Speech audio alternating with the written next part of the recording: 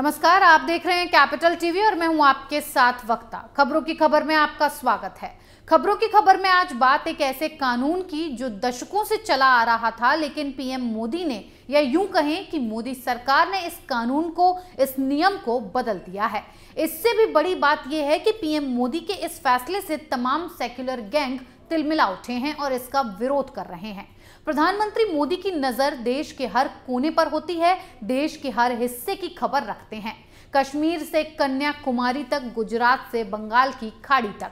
लेकिन इससे भी अलग कुछ जगह हैं जहां हिंदुस्तान बसता है, जहां हिंदुस्तान का संविधान लागू होता है, जहां हिंदुस्तान की सत्ता चलती है, और वो जगह है अंडमान निकोबार और लक्षद्वीप, जो केंद्र शासित प्रदेश है, जो समंदर के बीच में बसते हैं। लेकिन इनकी न तो कभी खबरें चलती हैं और न ही यहाँ की चर्चा होती है।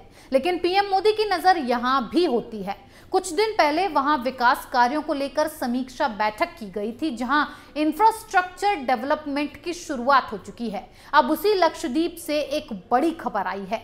लक्षद्वीप एक मुस्लिम बहुल केंद्र शासित प्रदेश है, जहां लगभग 98% आबादी मुस्लिमों की है, जहां इस्लाम और शरिया के आधार पर काम होता था। लेकिन अब भारत सरकार ने वहां दस्तक दी है और उन तमाम नियमों को साइडलाइन करके देश का संविधान लागू किया जा रहा है।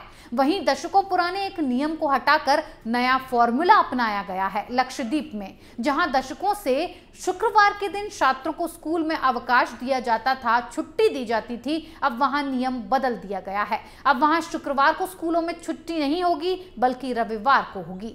लक्षद्वीप के स्कूलों में भी छुट्टी अब शुक्रवार को नहीं, रविवार को दी जाएगी, जैसा कि पूरे देश में होता है। लक्षद्वीप एजुकेशन डिपार्टमेंट ने एक नया कैलेंडर बनाते हुए सभी स्कूलों के लिए शुक्रवार को वर्किंग डे और रविवार को छुट्टी देने का ऐलान किया है।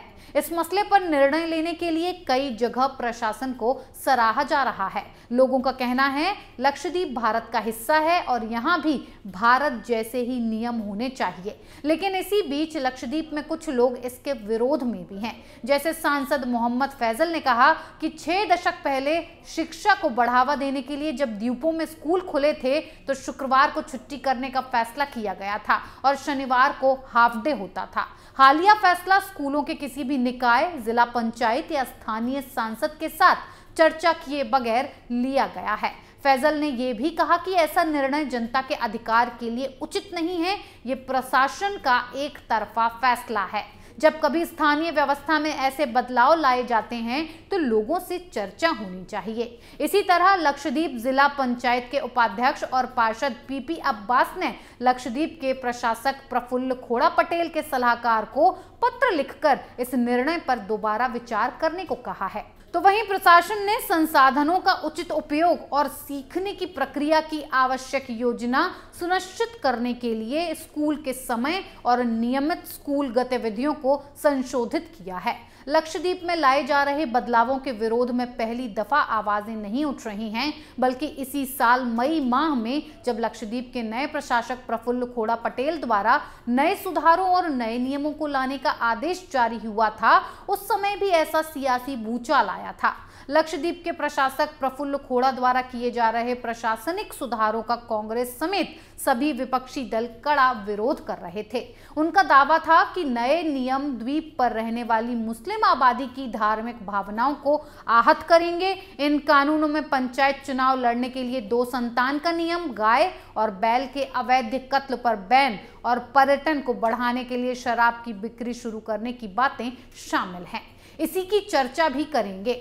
लेकिन पहले जुम्मे की नमाज पर छुट्टी का नियम बदलने पर बात। ये कोई पहला राज्य नहीं है जहां ऐसे नियम बदले गए हैं। सबसे बड़ी बात तो यह है कि इन केंद्र शासित प्रदेशों की न तो कोई खबर आती है और न ही इससे हमें जोड़ा गया। लेकिन मोदी सरकार के आने के बाद इन क्षेत्रों पर विशेष ध्यान दिया जाने लगा, ठीक वैसे ही जैसे पूर्वोत्तर के राज्य असम, मेघालय, मणिपुर, मिजोरम चर्चा में रहने लगे।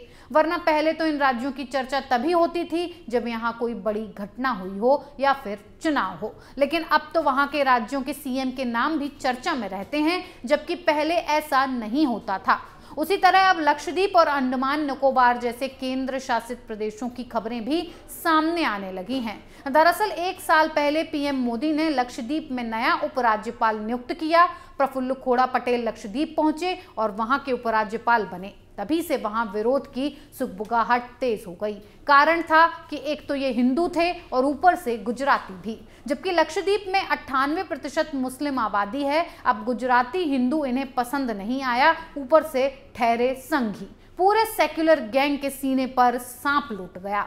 उपराज्यपाल प्रफुल्ल खोड़ा पटेल ने वहां जाते ही कई नियम बदल डाले। जैसे लक्षद्वीप में शराब बैन थी क्योंकि ये इस्लाम में हराम है, वहीं गाय और बैल काटने खाने की आजादी थी। प्रफुल्ल पटेल ने पहला नियम बनाया कि गाय, बैल या गौवंश की हत्या गैर कानूनी है। दूसरा नियम बनाया कि शराब की बिक्री होगी क्योंकि शराब की बिक्री की वजह से यहाँ पर्यटन को बढ़ावा मिलेगा। और तीसरा सबसे सख्त नियम बना दिया कि 2 बच्चे वाले ही पंचायत चुनाव लड़ पाएंगे। इन नियमों का बनना था कि पूरे लक्षद्वीप में मानो भूचाल आ गया।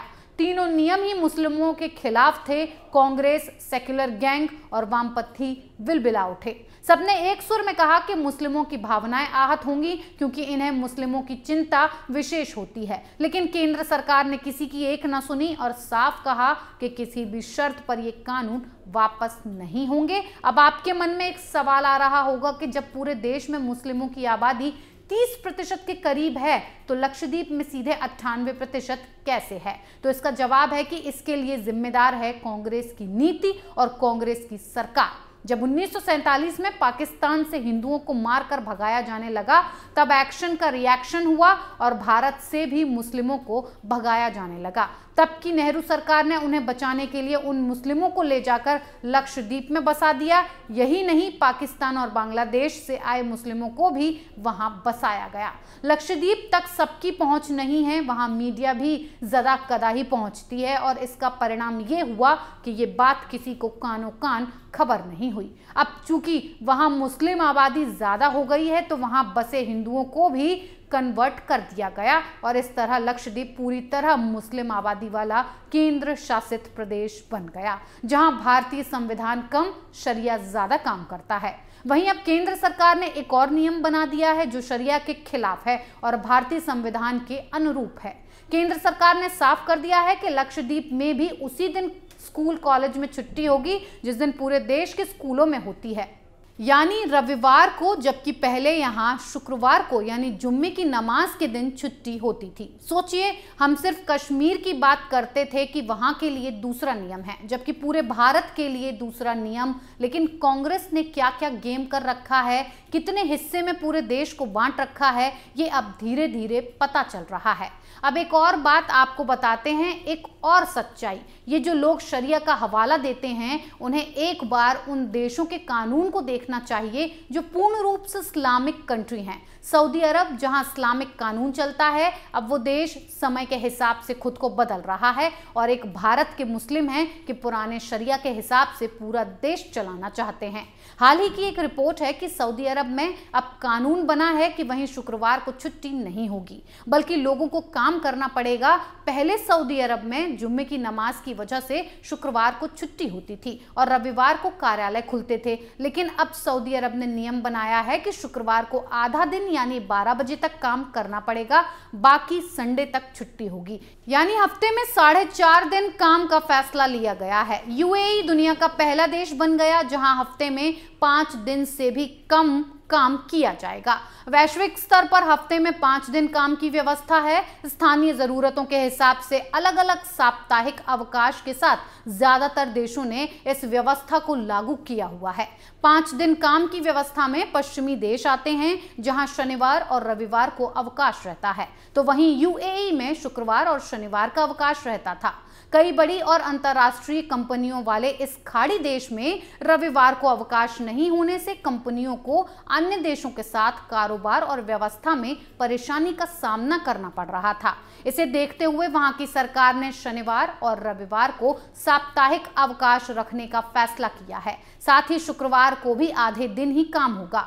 शुक्रवार की नमाज को ध्यान में रखते हुए दोपहर 12 बजे से साप्ताहिक अवकाश शुरू होगा। इस तरह से हफ्ते में कुल 4.5 दिन काम होगा। अगले महीने से यह व्यवस्था प्रभावित होगी। इससे पहले यूएई ने साप्ताहिक अवकाश को लेकर 2006 में भी बदलाव किया था। पहले वहां शनिवार से बुधवार तक कार्य दिवस रहता था। आप खुद समझिए कि पूरी दुनिया में अगर रविवार को छुट्टी है और आप अगर किसी और दिन छुट्टी रखते हैं तो आपका काम 2 दिन प्रभावित होगा। एक उस दिन जब आपकी छुट्टी है और दूसरा वो दिन जब दूसरे ऑफिस या देशों में छुट्टी है। जिस दिन आप रहेंगे वो नहीं होंगे और जिस दिन वो रहेंगे तो आप नहीं होंगे। इसे देखते हुए सऊदी अरब ने नया नियम बनाया है और शुक्रवार की छुट्टी हटाकर उसे कार्य दिवस में बदला है। इस पर कोई मुस्लिम देश या संगठन कुछ नहीं कहेगा, जबकि मक्का मदीना सऊदी में ही है। इस खबर में फिलहाल इतना ही। बने रहिए कैपिटल टीवी के साथ। जय हिंद।